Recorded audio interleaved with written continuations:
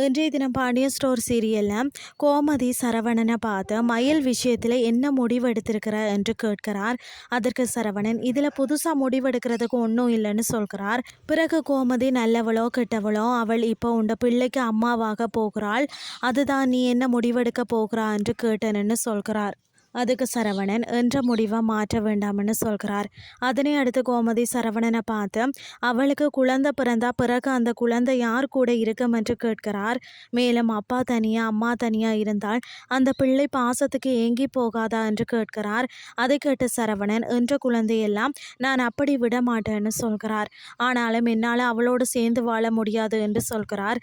அதனை தொடர்ந்து நான் நிம்மதியாக தூங்கி எத்தனை நாள் ஆச்சுன்னு தெரியுமா அப்படின்னு சொல்லி கேட்கிறார். மேலும் நான் நிம்மதியாக இருக்கணும்னு சொன்னால் அவள் என்ற வாழ்க்கையை விட்டு போகத்தான் வேணும்னு சொல்கிறார் சரவணன். அதை கேட்ட கோமதி அழுது கொண்டிருக்கிறார்.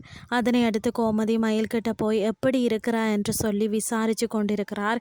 மறுபக்கம் பாக்கியம் சரவணனை பார்த்து என்ற பொண்ணு கர்ப்பமாக இருக்கிற விஷயத்த சொல்ல வந்தப்போ நீ என்னெல்லாம் கதைச்ச என்று கேட்கிறார். அதை கேட்ட சரவணன் என்னுடைய பிள்ளையை நான் பார்த்துப்பேன், ஆனால் உங்கள் பிள்ளையோட மட்டும் வாழ மாட்டேன்னு சொல்கிறார். இதுதான் இன்றைய நாளுக்கான எபிசோட்.